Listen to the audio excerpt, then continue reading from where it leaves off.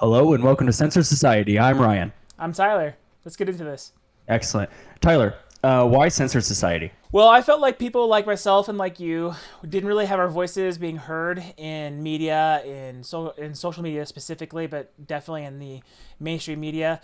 At the time when I made this was like the peak of cancel culture, the peak of people being censored for their beliefs. I actually built this channel about 5 years ago, and I never really did a whole lot with it because I was kind of worried about, with everything going on, put my opinion out there. But personally, in the last couple of weeks, I had a strong desire to restart it. And then when Charlie Kirk passed away, I think you kind of got that fire lit under you to go after it as well, because you messaged me about a week after I had asked you, and you're like, let's do this. So that's my perspective on why I started it. Why did you decide to join us? Yeah, originally when you had asked, I had kind of other things going on for sure, but definitely after the assassination, it was kind of I'm not even going to deny I was very angry. I think a lot of people were definitely very angry, and I kind of, we're about a week after right now. I've definitely had some time to kind of come to terms with some of my feelings. I can't say I'm not angry still, obviously. But I definitely think I kind of maybe have a better grasp of why I was angry, and who perhaps I probably should be directing that anger toward. So I definitely think I'd, like to come here, talk about your thoughts, my thoughts on different issues. Maybe we can get other people whose thoughts are going to be on there. And just kind of continue the discussions. That's ultimately the biggest thing, is we have to continue discussions. I think a big issue we're going to face right now, post Kirk, is there's going to be a lot of people trying to say something. A lot of, when you have people traveling in mass to start talking, you're going to get a lot of ignorance, which is fine. We need to bring some truth and thought And balanced perspective, to be honest with you. Oh, absolutely. I mean, I'm not going to sit here and say like, hey, we on the right are by all means the absolute choice at this point. We need to have a conversation, because that's what it used to be. It wasn't right versus left. My opinion's right, your opinion's wrong. It's, I understand you have an opinion. I don't think it exactly works that way, and we need to have a conversation about that. Yeah, and honestly, that's kind of what struck me the most when Charlie Kirk was assassinated. Was he was a guy who was just doing that. And I think you were talking about how you kind of figured out what made you so angry about it. And there's several reasons for me personally that upset me like deeply to my core about it. But one of the things that struck me the most was he was basically just you and I. He wasn't like a politician, head of state or something like that. He was just a guy who was sitting at a table and let anybody walk up and disagree with him and have a conversation. And for someone like that to be killed, it resonates at home, because, when someone who dies, especially assassinated, who shares like probably I'd say like 60% of my views, that's really scary. And seeing the response of people celebrating it was more than just disgusting. It was a terrifying moment of, wow, these people, in my opinion, have lost their humanity. Like, they have no care for life at all. Right. And I think we need to be a little bit careful too when we say these people, and as just a general statement, because one of the reasons I was the most upset about the whole situation was because there wasn't these people, really. There are a amount of people who definitely kind of put out an opinion that I think a majority of Americans would agree is just completely wrong.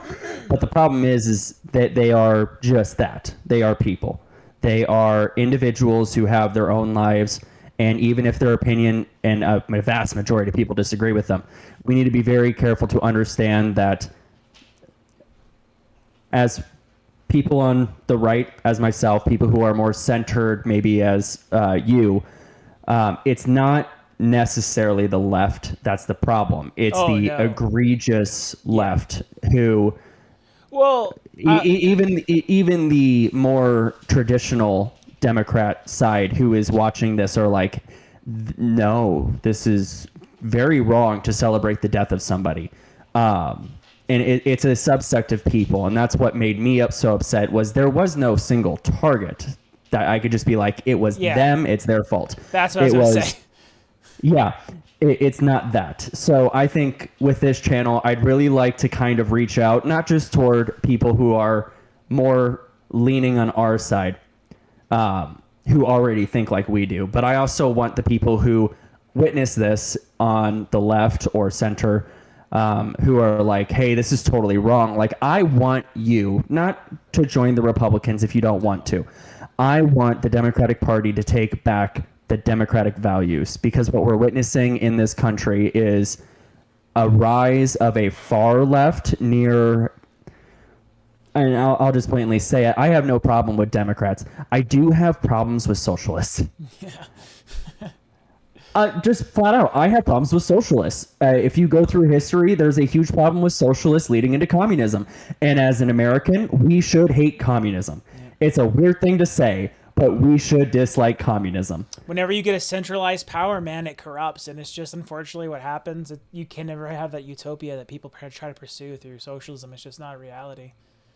Right. And no, I fully agree with that. And I think we should definitely have like a long segment talking about the history of socialism and how it's led to communism in several different states, not U.S. necessarily, but throughout the world. We can definitely get into that. But if you are traditional Democrat, someone who still shares the American values, but just maybe has a different idea on how we handle social issues or certain economic issues, but you still understand that a life is a life, families are important, religion isn't the end all of the world, I support you. You don't have to have the religion. You don't have to, have an abortion if you don't believe it, but believe that other people should. We should have that discussion on where life begins. And if you agree, I want you, not on the Republican side, but not so dismayed that you don't believe that your party fits your ideals anymore. It's not your party ideals that don't fit. It's your party that has gone so far away from what it originally stood for that it needs to be something else entirely. Yeah. We need to get away from this two-party, nice, neat system and come to the realization that there are people on the right who willfully took it too far. There are people on the left who did the exact same. They went too far, and we need to remember that a majority of Americans are in the middle. We'll get into some of that, where over the last 30 years, and actually longer still, but we have gone from a majority 60% of the middle, the average populace in the middle, to we are now seeing polar shifts where nearly, I think the chart was like 40% are in the middle, and then we have huge spikes on the left and right. So we look more like that going on than we do an actual bell graph. I just kind of wanted to circle back to, you were talking about, it's not, when I said these people, and I was specifically referring to just those people that were celebrating it. But I do want to kind of circle back also to where you were talking about it's not all of the Democrat Party. In no way do I think it's all of the Democrat Party. But I will say that of the extremists and the activity in the extremist political sphere that's going on, it is heavily skewed towards the violence, the aggressiveness coming from the extremists on the left side. And that's where my issue comes, is it's going to seem like I'm further right than I am, because during these conversations, I am absolutely going to wage war against many Democrat ideas, because it's not you, average Democrat, who's watching this and you're not associated with that. This is against the politicians who are enabling and allowing those extremists, like, what is the word I'm actually trying to think of? They're doing and saying just enough to please the extremists to keep them voting for them. So it kind of shifts that Overton window further left. And that's kind of what happened to me, because my political beliefs actually align me socially left, and I'm like economically right, but I'm also like, I'm a social left libertarian. And what's happened to me is I've always, my positions have rarely changed. I'm like right pretty much to the center left. And that window has pulled so far left that now the Democrat politicians and the extreme left, they point at me and they scream Nazi because they have gone so extreme. And I think that that extreme controls the conversation so much on the left that the normal everyday Democrats are scared to speak up, kind of in the way that the normal everyday Republicans have been scared to speak up or speak against that narrative for, I'd say, at least the last 10 to 15 years. And so when I am railing against these things, anybody who's watching this, I want you to understand, I'm not talking about you who generally supports liberal ideas, because liberal as a concept is a good thing. America is a liberal country, and liberalism, which is what I'm specifically referencing, is a core foundation. It is. Look up the definition of I see that face, liberalism. It is a core foundation of this country. And that's why the word liberal came into existence, because it used to be another faction of the left. It wasn't like it used to. It was right, or Republican, Democrat, and then it was Republican, liberal, and Democrat, and they started breaking into these sects. And the Democrats were further left than the liberal. They were still pretty centered. And as that Democrat has moved further and further and further to the left, we've gotten more and more sects. We got that sounds like I said sex, but I meant sex. SECTS. It's fine. We'll cut that. I'm not. No, we won't. No, we won't. No, we won't. It's all in there. Then you got progressives, and now you have the extremists, like the Democratic Socialists, which they hide behind that Democratic Socialist name to actually hide their true agenda, and it leads us into communism. And communism, exactly. That is the concern on the left, and that's going to be what I rail against. I have the same problems on the right as they've gone further right. You have the grapers and all those things. I have just as many problems with them. So like every time something comes up, or you guys want to come on the show, because that is a plan for us, is to do something live, and you guys talk with us, interact with us, or a news story comes out, we'll absolutely cover it, condemn those things.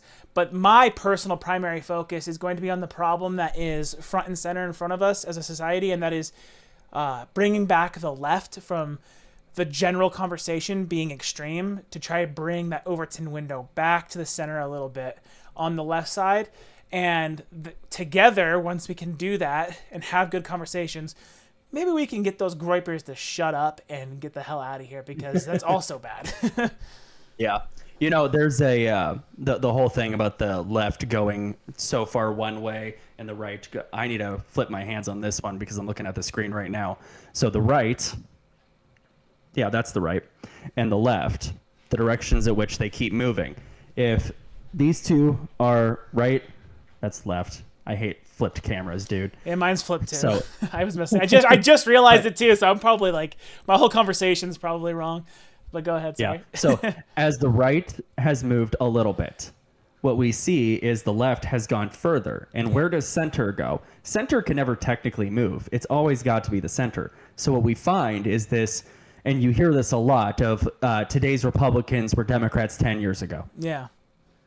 And I don't think that's necessarily true. I think what we're seeing is that we have expanded the kind of what each party is wanting to do, to the point where those who were centered, a lot of them really don't have much of a choice but to go to the right, because they're the ones who are still upholding as much of the traditional American values as we've had, versus a lot of on the left are starting to definitely kind of encroach the Marxist, the Marx Engels kind of political agenda, where we remove religion, we remove the family infrastructure, and you know, there's a big danger to a lot of that, and I don't think a lot of people know the full extent of the danger. I think if you really go through the history of what happened in Russia and China, Vietnam, the Congo, and actually go through all of those,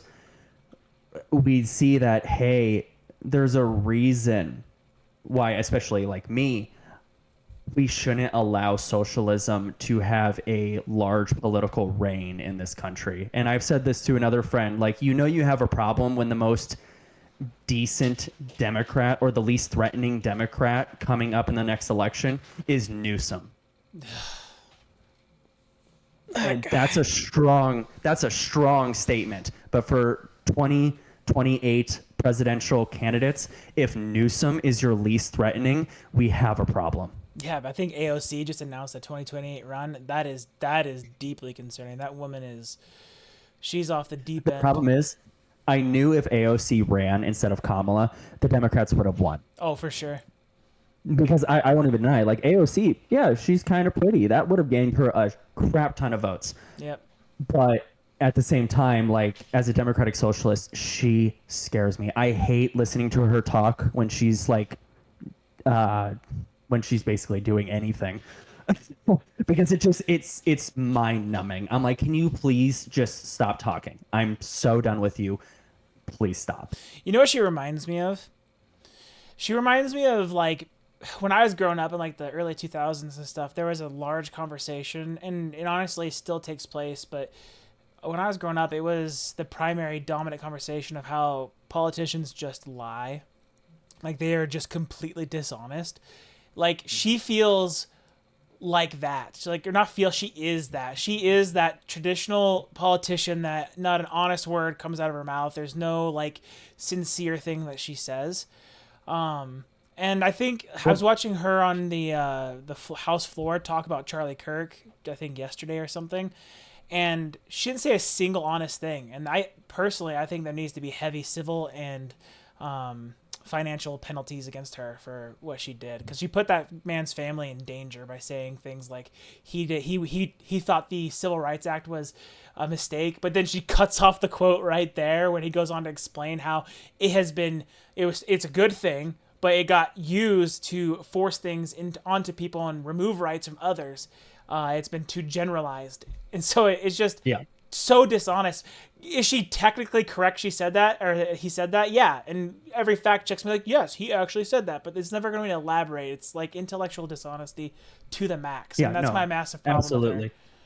And that's the big thing. Like if a lot of people disagree with what you and I are going to say, and I mean, it's at least half America is going to disagree with what we have to say. Fine. But the thing is, if you disagree with it, if you disagree with a statement that we are claiming as fact, do your own research. Fact check us for all I care. I'm okay with being wrong. Oh, yeah. I will be wrong. I am not infallible. I'm flawed. I am a human. Yeah, I'm very much of the same perspective. I constantly enjoy learning. I enjoy debate as long as it's not like Destiny and these people screaming at each other all over the internet all the time. I'm not super into that. But like a friendly conversation back and forth. I also don't mind if it gets a little heated. That's fine. But it's the screaming that I just am not on board with. But if you're in the comment section and we said something that's wrong, drop the comment. And we'll correct it if we're actually wrong. I guarantee that we'll come up and you know what? We should do that. We should, like, once we release an episode, we should see the response in the comments and then address disagreements until we get enough of an audience built where we can have them come on and talk with us and ask questions, or and do super I think chats. We can definitely, absolutely, we can definitely have just like a short amount of time before we get into the topic of the day to kind of get into that. Yeah. If you do correct us, don't just say we're wrong. Yeah. Don't just call us fascists or Nazis, because first off, I'm going to tell you you're wrong for calling us that. Not because I'm also I think gonna laugh you're at wrong, you. but because if you understand the context of what fascism and being a Nazi is, you wouldn't be calling us that. No. The reason people call Republicans or any right-leaning individual a fascist or Nazi is because they're trying to change the rhetoric. And I think that's a good conversation that we can have in the future and more in depth. But fundamentally, fascism and Nazism is a form of social and economic ideals. And while both of which were on the right, we need to understand that the right and the left tags are malleable. It basically just says which group wants change and which group wants to preserve. That is the difference between the two. We can go through the history of that at a later time for sure. And there's going to be a lot we're going to get at a later time. As a first episode, we're just kind of introducing, giving a little bit about who we are. in our and opinions. spitballing But some topics on things and randomly talking, which is fine. yeah, But actually, on the fascist topic, I actually wanted to make a video about this. I was thinking about doing it on my main channel. For those of you who don't know, I also have another channel called Striking Blue, which you can go and follow. But I thought about making a video over there about how these people, the conversation around the right, calling them fascists, saying we live in a fascist country and a Nazi country, it couldn't be farther from the truth, and for many reasons. In large part, it's if you genuinely believed we were in a fascist country and that Charlie Kirk was a fascist, you never would have shot at him. You wouldn't have, because the fascists would tear you apart. That's what they did. They silenced dissent. They didn't welcome dissent. yeah, no. It's so The illogical. the thing a lot of people need to understand is that fascism and Nazism have one very big thing in common. Well, they have many things in common. But do you know the economic structure of fascism and Nazism? Explain it to me. Both of them were socialist. That's the weird thing no one talks about. Centralized power. They were, yeah, Nazis specifically were national socialists. The word comes from the German connotation of those two. Well, And then I'm as just going to for- push back on you a little bit, though, because the left will push back on that characterization, saying the Nazis used that as a persuasive title, but they actually Oh, did no. not implement socialist governments, but they totally did. You can actually look at the policies that the mustache man actually made. If he wanted something done for the country, he would go to the countrymen, the people who own the businesses, and say, will you do this? And if they didn't, he would find someone who would. Very socialist. He first and foremost put German on top, and then if the Germans wouldn't do it, he would find someone who would. It's amazing to think, because we do definitely have this idea that they are bad, and they are very bad. It was their race-based ideals that were absolutely horrible, absolutely terrible, should not be condoned. I do not agree with so much of what happened during World War II. But I will say that by calling us on the right fascists or Nazis, it is so inherently untrue, because most of us, almost all of us, are capitalist to a Yeah. T. Yeah. Well, and also, other than the far right, which everyone who, that's the other thing, that the generalizations that I feel the extreme left have controlled the narrative so much on the left, that if you are 1 point to the right of center, or even 1 point left of center, you're still a Nazi to these people. You're still far right. I can think of several podcasts and the creators that I watch that are, I sit there and I go wow, that's a really far left position. Universal basic income and total covered healthcare. Wow, that's very far left. And then I look at the comments and I see the general conversation in the news publications like New York Times and CNN calling them far right podcasts. I'm like, brother, are you kidding me right now? This man is so far left, but that's how the conversation has gone. And unfortunately, the reason why they're doing it is because they want what happened to the extremists, not Democrats. They want what happened to Charlie Kirk to dissuade you and scare you from using your voice because you're afraid of violence. And the extremists control the conversation so much that that's just unfortunately where we are. Destiny, the second largest left-wing commentator in the country, just said that Republicans, people on the right, should be scared of death. Why would he want you scared of death? So you don't talk. He said Donald Trump should never have taken a second term if he didn't want this to happen. Charlie Kirk would be alive if Donald Trump didn't get a second term in office. It's first of all, I don't know if that's true. Because these people are still far left. If Trump didn't make it in the office, I guarantee Charlie would probably be doing twice as many college visits. Yeah, probably. And I think we would have just gone further down the drain of further extremist left rhetoric. So I can't imagine in any world where that's the truth. But you have the second largest political commentator on the left calling for the death of his opponents and the fear of death to his opponents. That is insanity, dude. The second largest speaker on the left. That's Yeah, during the election season, I saw a lot of videos for a lot of different creators, and I thought, Destiny's someone who's kind of he's intelligent for the Democrats. He's actually very intelligent. The problem yeah. is there's so many things wrong with Destiny. I don't think I would want him on my team. No.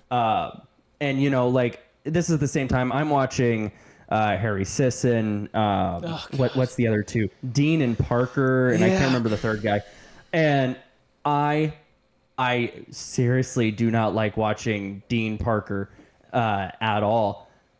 And Destiny, just with everything that's gone on with him, like I cannot fathom wanting this guy on my team. No. Dude, I don't understand. Like, I do understand if these people have been radicalized, and that's why they watch the guy. I used to watch Destiny. God, like 2 years ago now. It was before the year before the election, right after October 7th, when all that stuff was going on with the war in Israel. I watched a ton of Destiny, and I thought at that time, I was like, this guy's pretty far left, but he seems relatively fair. And then I don't know what happened, but the more I watched him, I realized, oh no, this guy he's not a little far left. Like, he is extreme left. He's like, he always criticizes Hassan Piker, but like, here's Destiny and here's Hassan. Like, they are that close in their politics. It's funny because I'm pretty sure, if I remember correctly, the big thing about Destiny a couple years back was he was a transformed Democrat. He wasn't always a Democrat. Yeah, no, he grew up Republican with his parents, and then he said that he'd be fine with his parents dying at a Trump rally because it's less end of life costs for him. Right, and I think that's where we're starting to see it is just over the last couple of years. We're seeing this de-evolution of many of the left side's influencers just going to a point that many of their own party will not follow. And that's good. It is very good. I'm not saying that because, we don't want Democrats. I'm saying that because the people should determine how the party acts. If the party isn't acting the way the people want, that party dissolves. You can talk about the Whig Party from way back in the 1770s. The Whig Party does not exist because no one liked their policies. There's many other reasons, mostly the Democratic Republicans, who constantly got voted in. And I am super surprised we didn't actually have that after the Civil War with the Republicans, because the Democrats' political views were the right side of the aisle. Republicans have had office from 1860s to 1960s almost continually, except for Grover Cleveland. To which we had 100 years of. His name was during World War II. What was that guy's name? I can't remember who the president was during World War II. I always forget his name. Roosevelt? Was it Roosevelt? Franklin? I can't remember his name, but whatever the president was during World War II was also a Democrat, though. So that is another interrupt. He also. Yeah, it was Franklin or Woodrow Wilson. Woodrow Wilson was that one. And during that time, a lot of the decisions from the Democrats who got into power actually is what caused a lot of the economic problems that started then, the Great Depression, and then led into the depressions we've seen since then, because they pushed us towards a centralized banking system and basically just robbed everyone blind, put in income taxes that have never gone away and have only ever increased. When did we end using tariffs? I think it was the 1890s. We stopped using tariffs to fund our country as the primary funding source. But yeah, you can look into that. Tariffs have been a huge issue with our country for a long time. It used to be back in the early 1800s, tariffs were seen very favorably to the northern states because the northern states had industrialized. And then the southern states, who were still more agricultural, actually fought against them. Yeah. So there's been a Well, long history of tariffs being favorable and unfavorable, and especially with us sitting at basically the social economic scale of everything we do is service at the moment, almost. Tariffs in a weird position. There are just very weird policies that show the Democratic Party has a history of slowly moving further toward the socialist end, directly relating to Marxism. Now, they don't go so far as the economic Marxism. A lot more is leaning into Mao's China, social Marxism. Social Marxism of Mao's China. Yeah. And you can watch that with the development of the mid 20th century into the 21st century. There was this book that was written. It was from a French author, and I was watching a podcast about this actually, and they were saying that this book was one of the primary instigators of pushing us towards a more social Marxist perspective in the U.S. because several colleges adopted it into their curriculum, their lesson plan. Anything written by George Orwell. I can't remember the girl's name. Shoot, I don't even quote me on that because I might be misrepresenting what the guy said. So I just scratch that, people who are watching. I don't know. I don't have enough information to actually talk about that. But we will. Oh yeah, we will. But yeah, man, I agree that especially the into the mid 19th or 20th century, mid 1900s, we definitely saw a lot of things that impacted the economic state and social state that the country is in. I strongly support social safety nets. Personally, that's another part of my economic spectrum where I probably vastly differ from Ryan here. I support very strong social safety networks. I think that if a person can't or does not want to work, we should have safety nets to take care of them. He will explain his position, but from what I understand, he does not believe that should be the case, and I understand why. People should work. I'm not going to sit here and say people shouldn't, but I do think that if someone is so miserable with the idea of going to work that it's crippling them with anxiety and shit like that, I don't think they should be forced to. And we should have safety nets to get them on their feet and help to get them on their feet until they can get into the workforce. That's where I stand on that. I don't know if you even want me to say what I'm going to say. Go for it. If you cannot work, we should have social nets to take care of you. If you cannot, ideally as temporary as possible. Because the government should not be there to take care of you. We have a responsibility to take care of our government. For sure. A democracy stands so long as we allow it to stand. For sure. But that being said, go ahead. Not a but. If you don't want to work, I don't know. No, honestly, I wake up every day and say, man, I don't want to work. I don't mean those people. I don't want to live off the government either. I don't mean those people. I don't mean those people. I don't mean the people that are like... The way you said it sounded like those people who are like, I don't want to work. I'm going to collect food stamps and welfare checks my entire life. I mean people that just live in poverty despite the fact that I am completely able-bodied. No, I mean people with like really bad social anxiety problems and things like that. I think those people should be able to stay out of the workforce and get the help they need to go back into the workforce. And if their problems are so severe and they just cannot handle the anxiety of being at work, then I think they should be able to stay on social safety nets. So there's a thing about that. If you have severe social anxiety because you can't handle people,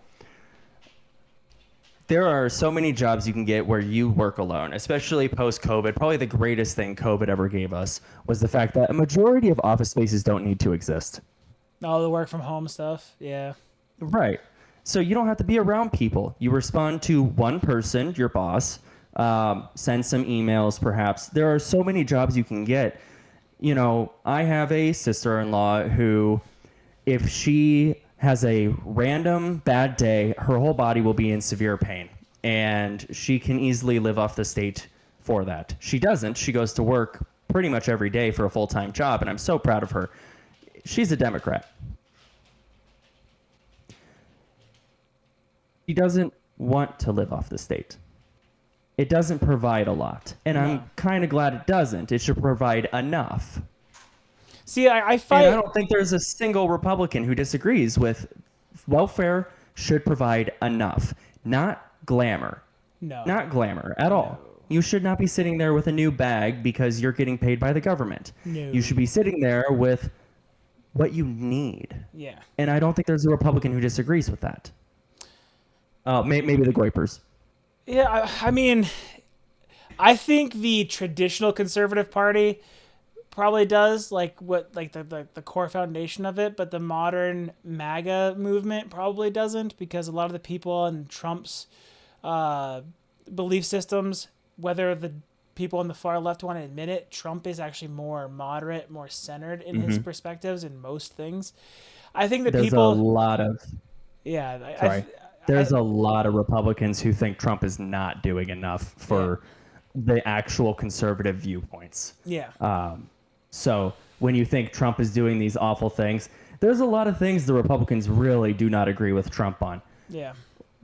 But ultimately, like, Trump not taking the abortion issue further, that's very moderate. Yeah, very, because very moderate. There's a lot of conservatives who are going to sit there and say we should put something in the books. Yep. Personally, I don't want anything in the books. Let your state figure it out, because I don't want California telling me what to do.